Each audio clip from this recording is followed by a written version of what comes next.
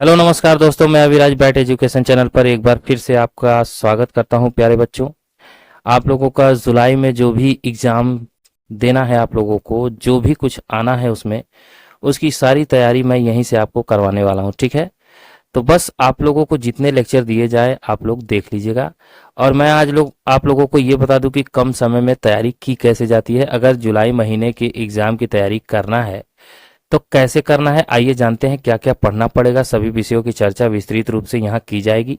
ठीक है, और क्वेश्चंस भी थोड़े से देख लिए जाएंगे। तो ये सबसे ज़्यादा जरूरी है कि आप लोगों को पता चल सके कि क्या क्या पढ़ना है। ठीक है ना, तो ये जरूरी है आपके लिए। तो इसे जरूर देखिए बच्चों। देखिए, जैसे introduction of computer, introduction of operating system, ये सारी चीज़ें पढ़नी है। फिर है वर्ड प्रोसेसिंग, फिर है स्प्रेडशीट, ठीक है ना, यानी प्रेजेंटेशन। फिर है introduction of internet and W, फिर ईमेल है, सोशल नेटवर्किंग है, डिजिटल फाइनेंस टूल है। ठीक है ना, तो इतनी सारी चीज़ें आपको पढ़नी होती है ट्रिपल सी में, तभी आप पास होते हैं। तो मेरा बस यही कहना है बच्चों कि आप लोग मेहनत करेंगे तो आसानी से पास हो जाएंगे। और मैं इन सब की जो वीडियो है वो आप लोगों के लिए मैं फिर से एक बार दोहराऊंगा। ठीक है, और आप लोग बस इन्हीं सबको पढ़ के जाएंगे, इसके बाहर से कोई क्वेश्चंस नहीं आते हैं। ठीक है, तो इसी तरह से होता है, तो आप लोगों को याद रखना है। और देखिए, कुछ क्वेश्चंस मैं रिवाइज कर दे रहा हूं। अब आपको हमेशा डेली क्लासेस एक दिन गैप पे मिलती आई है, उसी तरह से मिलती रहेगी। तो मैंने सोचा था कि थोड़ा सा प्रकाश डाल दिया जाए कि आप लोग पास कैसे हो सकते हैं। चलिए आज बढ़ते हैं आगे। जो लोग भी चैनल को लाइक और सब्सक्राइब नहीं किए हैं, प्लीज लाइक और सब्सक्राइब कर लीजिएगा। निम्नलिखित में से लिनक्स में कैलेंडर देखने के लिए किस कमांड का उपयोग किया जाता है, आपको बताना है। कैल्क में, कैलेंडर में, डेट एंड टाइम में, या ननाब्दीज, इनमें से कोई नहीं। कैलेंडर देखने के लिए किस कमांड का उपयोग करते हैं ये आपको बताना होता है। तो कैल का यूज करते हैं, CAL लिखते ही उसमें ऑप्शन आ जाता है। ठीक है ना, चलिए अगला है, निम्नलिखित में से लाइव टाइल्स में किसी सॉफ्टवेयर को कैसे हटाया जा सकता है। लाइव टाइल्स मतलब जो लाइव आप देख रहे होते हैं उससे कैसे हटाया जा सकता है। रिमूव ऑप्शन के द्वारा, अनपिन फ्रॉम स्टार्ट मेनू के द्वारा, यानी स्टार्ट मेनू में जाके अनपिन कर देना है।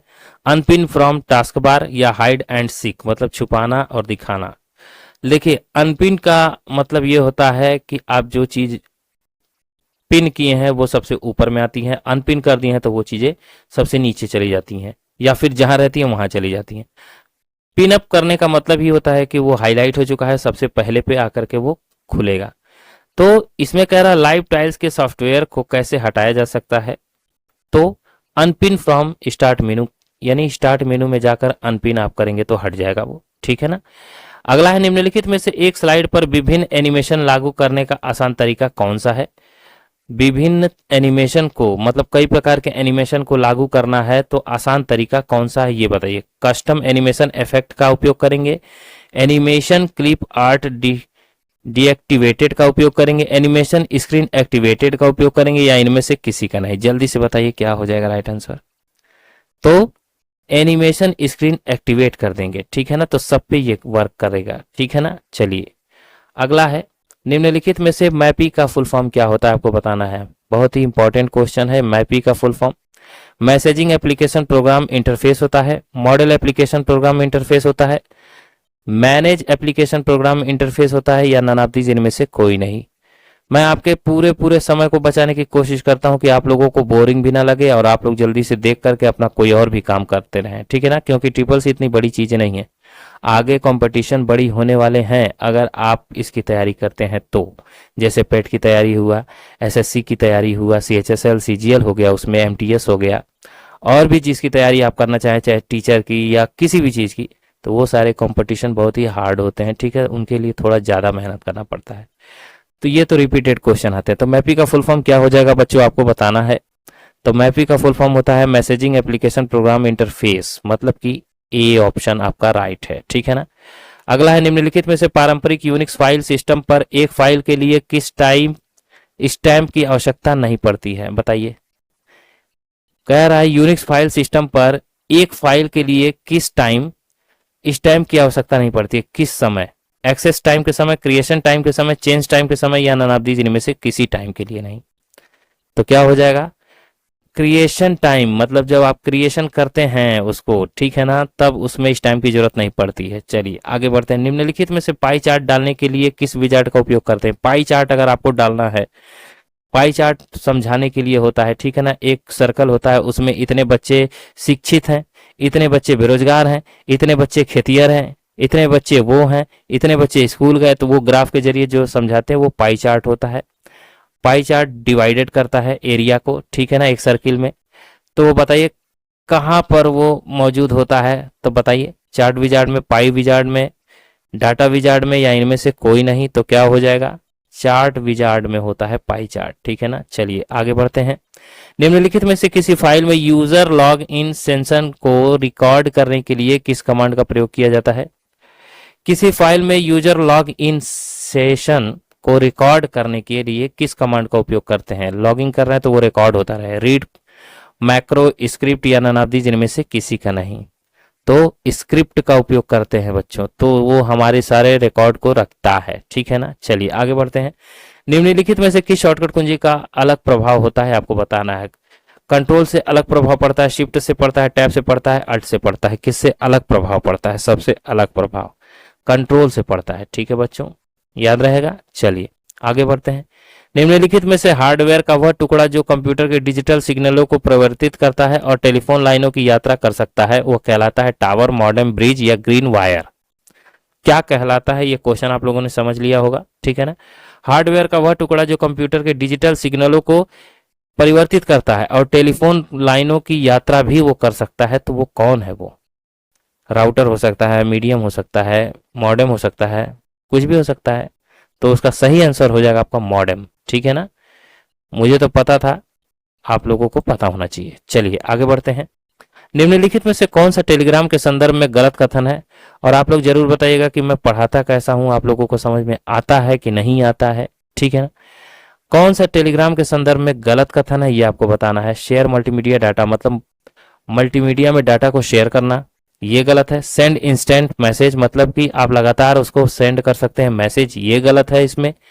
Permission to read a book मतलब परमिशन देता है पढ़ने के लिए ई बुक आपको या ननाब्दी, जिनमें से कोई नहीं? तो ई बुक देखिए ना, ई बुक पढ़ने की इजाजत उसमें कहाँ होती है? तो यही परमिशन नहीं देता, बाकी सब कुछ है उसमें, ठीक है ना। तो कौन सा कथन गलत है? ई बुक वाला।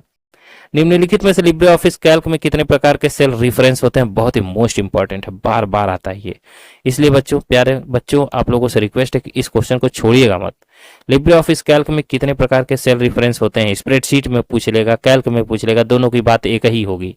2, 3, 4, 5 कितने सेल रेफरेंस होते हैं? तो बच्चों 2 ही होते हैं, ज्यादा कुछ नहीं, ठीक है ना। चलिए आगे बढ़ते हैं। आईडी कमांड का उद्देश्य क्या होता है? ये तो बहुत ही छोटी से क्वेश्चंस हैं, लेकिन इसको समझना पड़ेगा, याद रहेगा तो कर लेंगे। आईडी कमांड का उद्देश्य क्या होता है?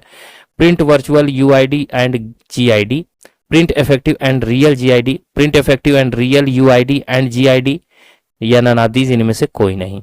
आईडी कमांड, आईडी कमांड का मतलब आईडी जो भी आपकी बनती है उसको कमांड किसके द्वारा मिलता है? तो print effective and real UID and GID, ठीक है ना, इसी के तहत आपका आईडी कमांड होता है, याद रहेगा। चलिए अगला है, निम्नलिखित में से लिब्रे ऑफिस कैल्क में डिफॉल्ट रूप से रो और कॉलम की संख्या कितनी है? बता दीजिए। ये शायद मैं क्वेश्चन दोहरा रहा हूं। 10, 48, 576 से लेके 16, 384 होता है। 10, 48, 576 और 1024 होता है। 1024 और 16, 384 होता है, या ननाब्दी, जिनमें से कोई नहीं। तो कैल्क में डिफॉल्ट रूप से रो और कॉलम, रो पहला वाला है, एंड के बाद वाला जो है वो आपका कॉलम है। तो कितना कितना होता है ये आपको बताना है। तो क्या हो जाएगा? 10, 48, 576 तो होता ही है रो में, और आपका कॉलम में जो है 1024 होता है, ठीक है। 1 MB के बराबर, 1 MB बराबर 1024 KB, ठीक है ना, किलोबाइट। ये याद रहेगा तो आपको याद रहेगा। कुछ चीजें होती हैं याद करने के लिए लिंक लगाया जाता है, ठीक है ना। निम्नलिखित में से प्रोक से क्या आशय है? Proc, what is the proc?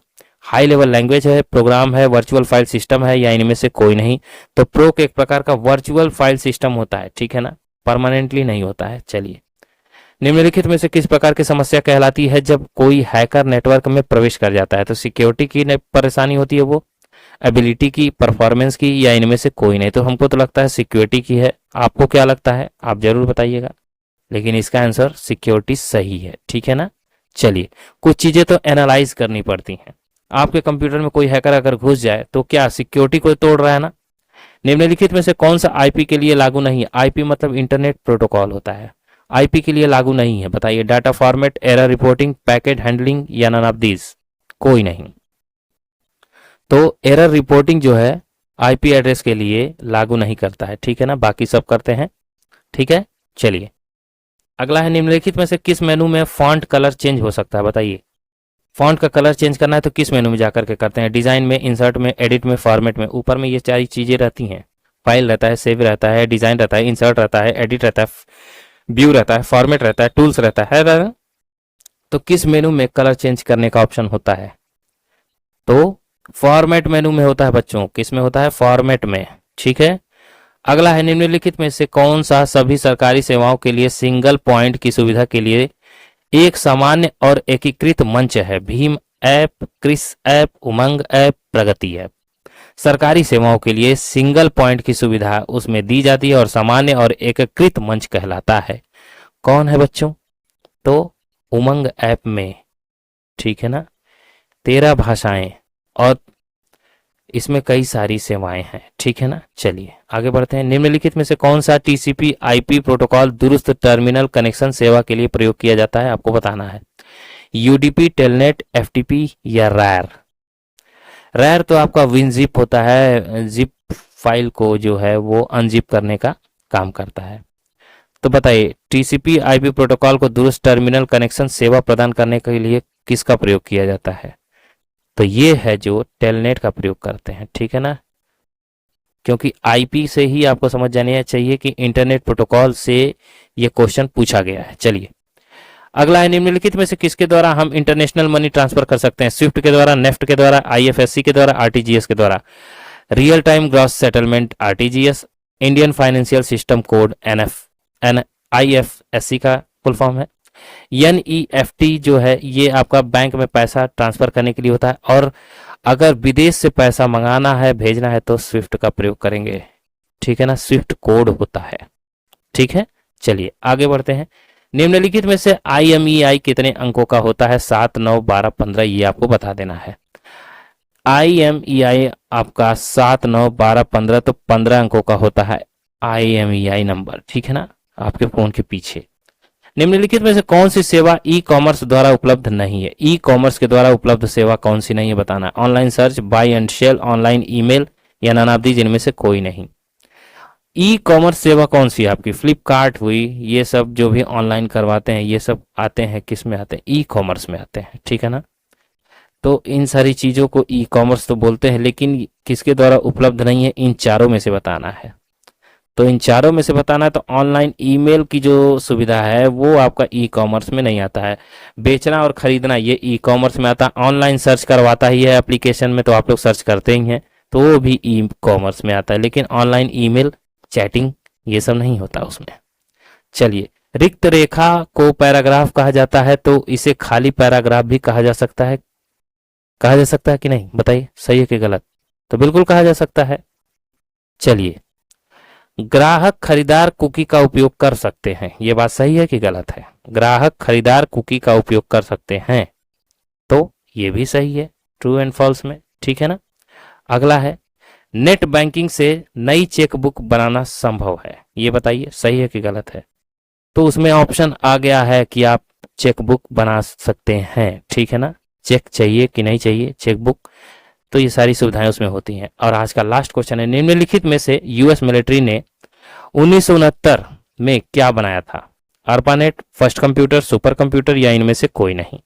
इसका जवाब आप मुझे देंगे, यूएस मिलिट्री ने 1969 में क्या बनाया था। तो बस बच्चों, आज की वीडियो में इतना ही था, और भी आगे क्वेश्चंस लेकर के आऊंगा। और आप लोगों को मैंने जिस तरह से बताया है कि इस तरह से आप लोग तैयारी कीजिएगा, ये पूछेगा, तो वो सारी वीडियो आप लोगों को चैप्टर वाइज दे दी जाएगी, ठीक है। आप लोग उसे अच्छे से देख लीजिएगा, टेलीग्राम भी ज्वाइन कर लीजिए, पीडीएफ भी आपको सॉल्व करा दिया जाएगा। तो ठीक है बच्चों, मैं मिलता हूं अगली वीडियो में। मैं अविराज आपसे इजाजत लेता हूं, तब तक के लिए जय हिंद, जय भारत।